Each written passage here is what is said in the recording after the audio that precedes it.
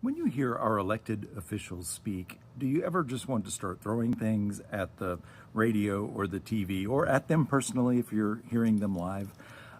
Because I do, and I'm not just talking about dementia J. Walter Mitty Trump here. We'll get to him in a second. When I hear Republicans, I was listening to clips on the Midas Touch podcast about all these different Republicans having town halls, and I just they're so uninformed. They're such morons. Has it always been this way? And it's only coming to light now that everybody's protesting the insane authoritarian stuff coming out of Washington, D.C. that Republicans are going along with and even supporting out of some fear of Twitter mobs or something. I don't know. But let's be clear. At the time of Genesis, when the book of Genesis was written in the Torah, or if you're Christian, in the Old Testament, Israel was not a place. It was a people, the people of Israel. It was not referring to a place. The people of Israel were somewhat nomadic and they moved around. There was not a place called Israel until 1948. So if you say you're biblical and you believe in Genesis, that was not what that was talking about. So what it means is you're ignorant about the Bible. You're welcome. I was raised by a Presbyterian minister. My godfather's a Presbyterian minister. My dad was president of a Unitarian church. Religion is what we talk about at family reunions. It's just when I go home for the weekend or for spring break or something, that we talk about religion and politics. It's just always been that way. Very smart people talking about very complicated things. It's great to grow up in a family like that. So then you have Dementia J. Trump himself. And I love the blowback that's coming. I love that J.B. Pritzker has joined Gavin Newsom. He's not trolling him quite the same way, but he is speaking back.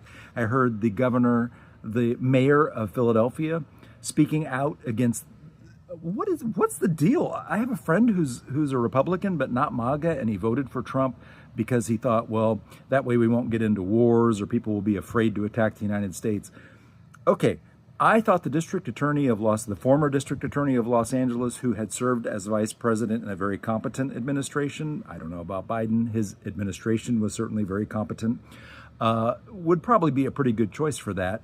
Might not have been my top choice, but you have two choices in elections, A or B, and this was easy.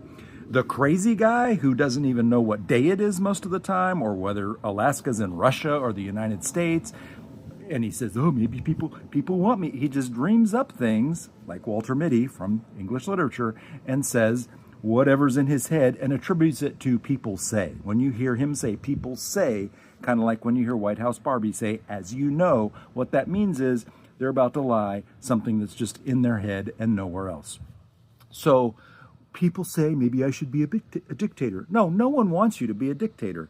And what you're doing is, instead of taking care of things and fixing things and making sure Social Security is secure, you're doing the opposite. You're taking money from the federal budget. Remember how Republicans were once fiscal conservatives? They're not anymore. They haven't been for years, but it angers me because I am a fiscal conservative. You're spending taxpayer money that you're taking away from the social safety net that everyone needs. Everyone's going to need it at some point, so that you can have ICE people going out in the streets, constitutional violations, just pick people up. Oh, they have brown skin. Just pick them up and send them to El Salvador or the Congo or Alligator Alcatraz.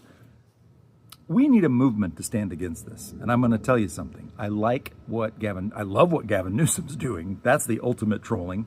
I love what J.B. Pritzker is saying. I love to hear. I've been calling Chuck Schumer's office, and I tell his office, look, I appreciate that Schumer is maybe going to listen to my advice. I don't know. But a strongly worded letter is not the way you stand up to an authoritarian. That's not going to get it done, Chuck. If you can't do it, step aside. Respectfully, thank you for your service. Hakeem Jeffries, he's worried about the first black woman ever appointed to the board of the Federal Reserve.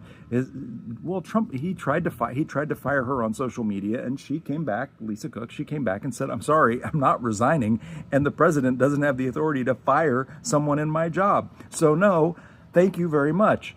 That's great. That's how you beat a bully.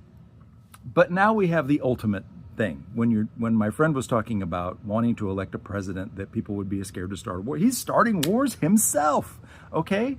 So today we have news that of course, the U.S. has been planning, I mentioned this in a video a couple weeks ago, talking about staging, I call it invading, it's what it is. You're staging an attack on another sovereign nation who has been our ally, in this case, Mexico, and today, Venezuela. You're talking about going in and attacking parts of Mexico, something drugs. Now, the U.S. Navy, this isn't even in the news, has been deployed. It is on ground news now. That came up as an alert.